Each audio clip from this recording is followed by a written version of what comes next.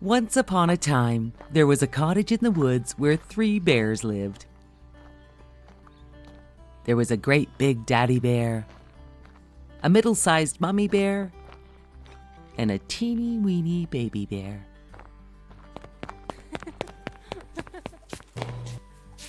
One morning, Mummy Bear made porridge for their breakfast. The porridge was too hot to eat. So they decided to go for a walk while the porridge was cooling off. A lovely girl named Goldilocks went for a walk into the woods.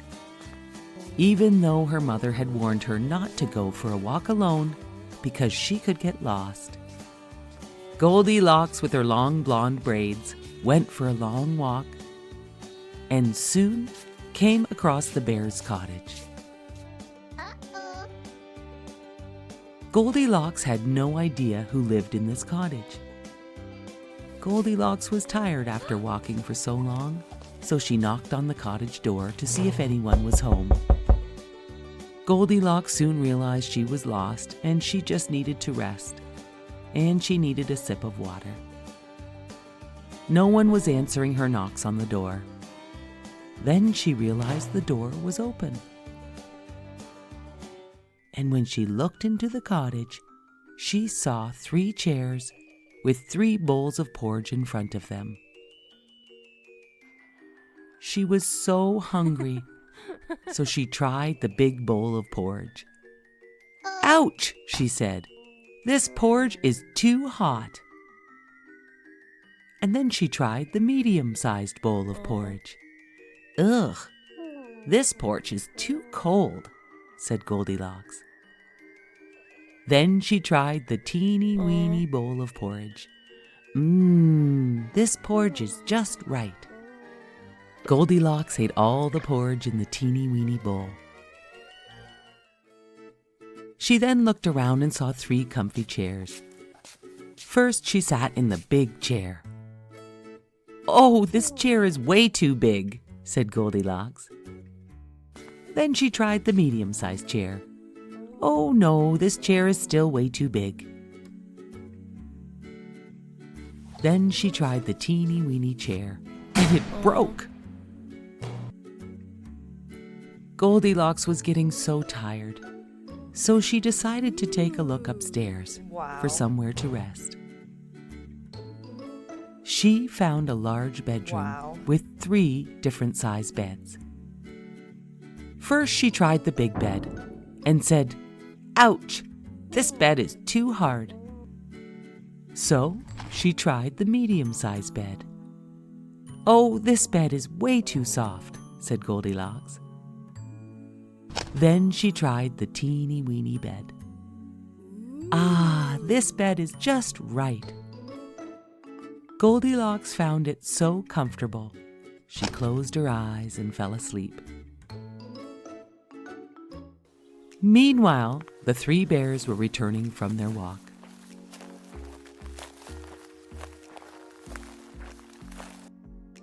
The bears were shocked to see all their porridge had been tasted, and Baby Bear's bowl was totally empty. Then they noticed someone had been sitting in their chairs, and Baby Bear's chair was broken. The 3 bears walked upstairs. Daddy Bear said, "Who's been sleeping in my bed?" Mummy Bear said, "Who's been sleeping in my bed?" Baby Bear said, "Who's been sleeping in my bed? And they are still here." Just then, Goldilocks woke up and saw the 3 bears.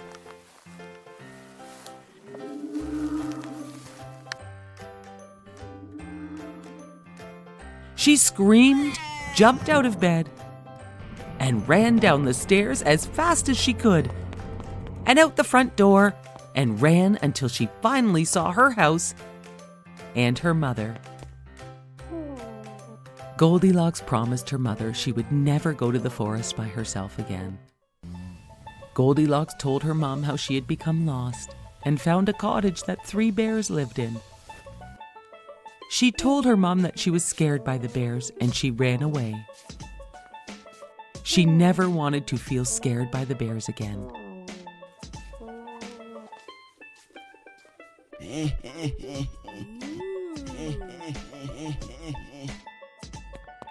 And that was the last the three bears ever saw of Goldilocks. The end.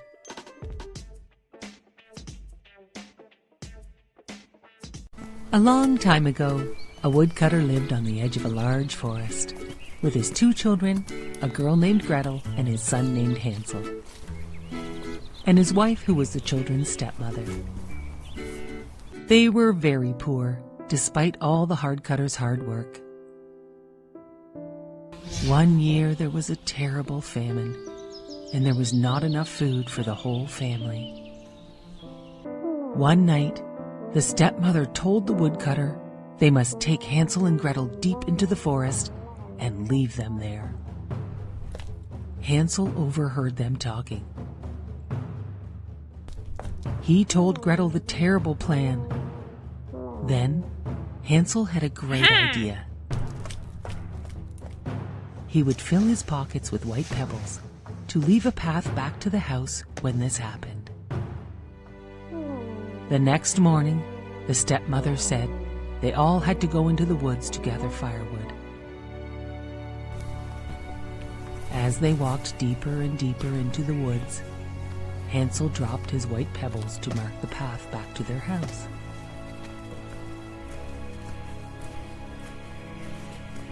The next day, Hansel and Gretel returned back to the house. Their stepmother was very angry. She told the woodcutter to take them deeper into the woods. This time, Hansel marked their path with breadcrumbs from his pocket so they could find their way home. In the morning, there were no breadcrumbs. The woodland animals had eaten them all. Hansel and Gretel began to walk through the forest, and suddenly, they could not believe their eyes. They found the most amazing house, made of gingerbread, with a roof of icing and windows made of sugar. They were so hungry, they broke off a piece of the house to eat. Then they heard a voice. "Nibble, nibble like a mouse. Who's that nibbling at my house?" The door opened, and an old woman leaning on a cane frightened Hansel and Gretel. The woman then smiled and invited Hansel and Gretel into her house for a delicious dinner of pancakes and apples. After dinner, she said they could stay for the night, and she made up the beds for them, as sweet and kind as any grandmother. The children had no idea the old woman was really a wicked witch. Before Hansel and Gretel awoke the next morning, the wicked witch carried Hansel to a cage she had built and locked him inside. "Now I can fatten you up so I can eat you." The witch made Gretel cook, so Hansel would grow plump. The children cried and begged to be set free, but the wicked witch just laughed at them. Every day the wicked witch, who could not see very well, wanted to feel Hansel's fingers through the bars of the cage, so she could feel how plump he was getting, plump enough to eat. But Hansel cleverly only gave her an old bone to feel. She thought he was always much too thin for her to eat. Weeks went by, and the witch was becoming impatient, as Hansel didn't seem to be growing any fatter. One morning, the witch ordered Gretel to make a fire in the oven. After a while, the witch said to Gretel, "Climb up into the oven to see if the fire is ready." Gretel asked, "But how can I get into the oven to see?" The witch was impatient and climbed up herself to show Gretel how to look at the fire. Quick as a wink, Gretel shoved the old witch into the oven. Then she banged the door shut. Gretel ran over to free Hansel from the cage. They now had nothing to be afraid of. They explored the witch's house and found jewels and gold coins in every corner. Hansel and Gretel filled their pockets with all the riches and gold coins, and they set out to find their way home. They walked for a long time and finally came to the edge of a big lake. "How can we ever cross without a bridge or a boat?" said Hansel. "Here comes a swan," said Gretel. "I will ask her to help us." The beautiful swan agreed to carry them across the lake. Once they were on the other side, they recognized the forest edge, and they began to run down the path towards home. When the woodcutter saw them running towards him, he cried tears of joy for seeing his children. He did not have a moment of peace since he had left them in the forest. His wife had died while they were gone. The children emptied their pockets of all the gold, rubies, and diamonds. The father could not believe his eyes. The woodcutter, Hansel and Gretel all lived happily ever after, with the help of the witch's gold and treasures.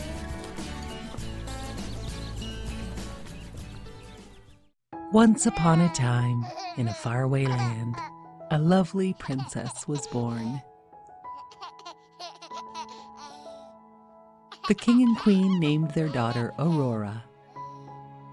They invited everyone in the kingdom to the palace to celebrate her birth.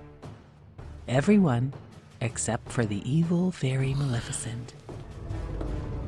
The wicked fairy was so mad about not being invited that she snuck in anyway, in a flash of lightning, and she put a curse on beautiful Princess Aurora. Before the sun sets on her 16th birthday, she will prick her finger on a spinning wheel and die. Then, Maleficent, in a flash of thunder, disappeared. Luckily, 3 good fairies were at the party, and they softened the curse with a prophecy that said, "If this will happen, you will only sleep, not die. Your sleep will be ended when your true love gives you a kiss." The 3 fairies disguised themselves as peasant women and agreed to raise Aurora in the woods to keep her identity a secret until the night of her 16th birthday. The years passed and Princess Aurora grew into a lovely girl.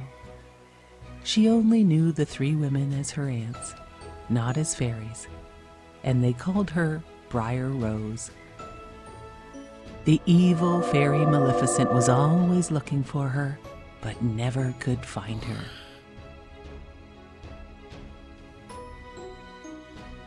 Briar Rose always dreamed of meeting a handsome young man and falling in love. Then, on the day of her 16th birthday, a prince was riding through the woods. The prince heard Briar Rose singing. He asked her to dance, and before they knew it, they had fallen in love.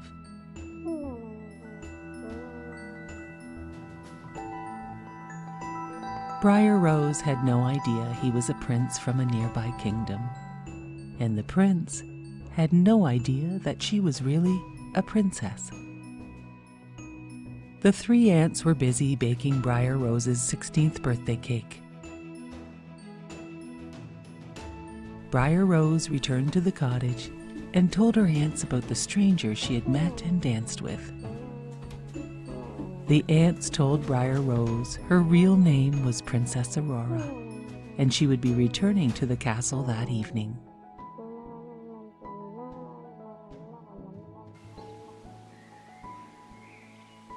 The 3 fairies brought Princess Aurora home to her eagerly awaiting family.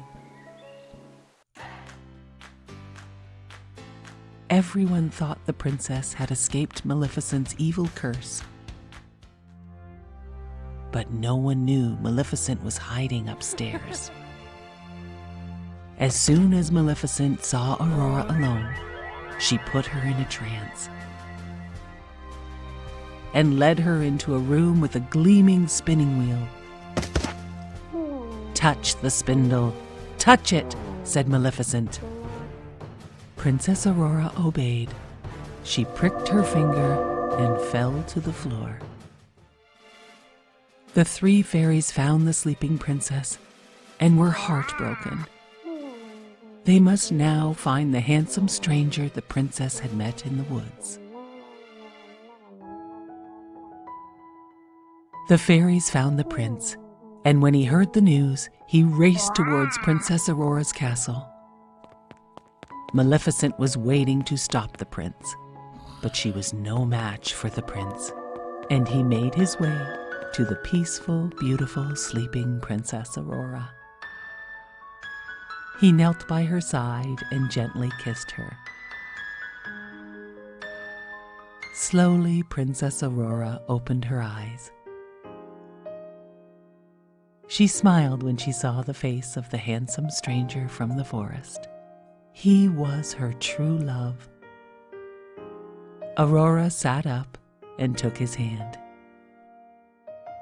The prince asked Aurora to be his bride.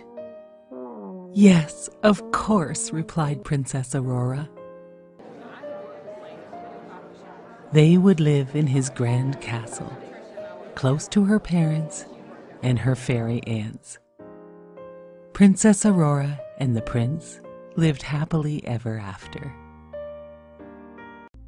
A long time ago, a beautiful young woman was forced to live in an enchanted castle with a hideous beast. Belle had agreed to be his prisoner in place of her father. Belle soon discovered that she and the beast were not the only people living in the enchanted castle. To her surprise, she found out that the former servants of the castle had been magically transformed into everyday objects: a teapot, a teacup, a candelabra, a clock. Meanwhile, the beast was very nervous. A long, long time ago, the evil witch who had turned him from a handsome prince into an ugly beast had warned him that he must learn to love and be loved to break the spell and turn back into a handsome prince. He had lost all hope until he met Belle. He was afraid she would never ever see him as a prince, but only as a monster. "She is so beautiful, and just look at me," he shouted to the servants. Mrs. Potts, the teapot, told him, "You must help her see past all that," she said. The candelabra agreed with Mrs. Potts. They told the beast to be a gentleman, compliment her, be kind, gentle, and sincere, but mostly to control his temper. The beast invited Belle to dinner, but she said, "No, thank you." The beast got very angry and roared, "If she doesn't eat with me, she doesn't eat at all."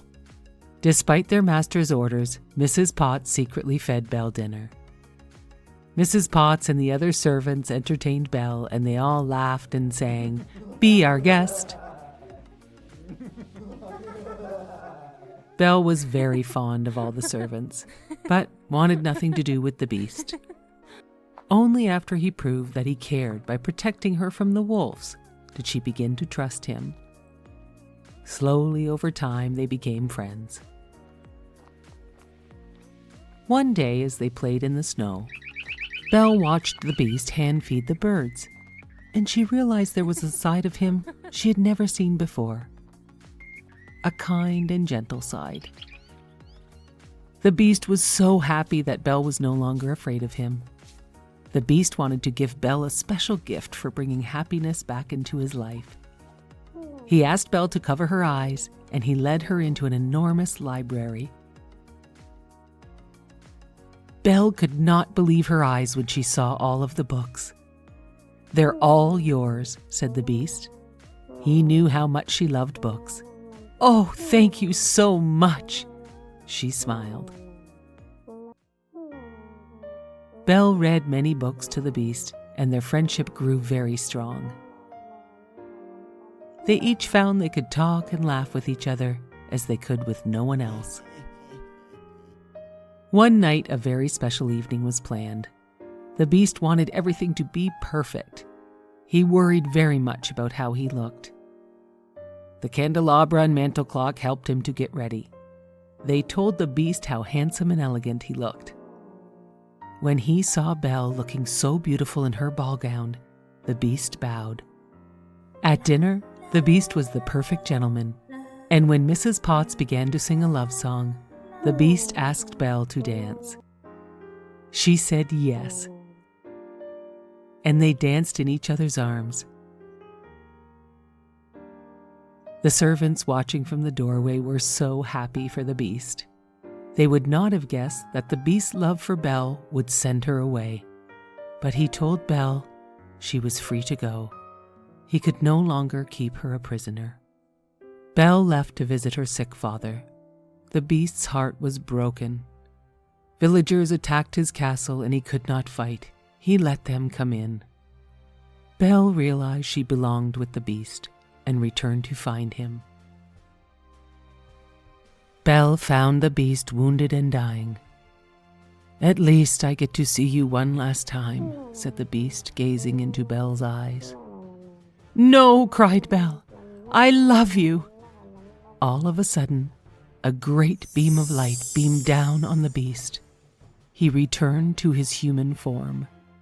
Belle stared at the handsome prince in front of her. "Belle, it's me," he assured her. Looking deep into his eyes, she saw her friend's gentleness and love. "It is you," Belle cried, and she kissed him joyfully. Fireworks lit up the sky, and all the servants became humans again. To celebrate this great event, the prince and Belle had a fantastic ball in their shining, perfect castle. Belle wore her stunning evening gown, and the prince looked handsome and dashing. All the servant friends attended the grand ball as well. Belle and the prince danced in each other's arms all night. It was very clear for all to see how much they were in love. Belle and the prince lived happily ever after.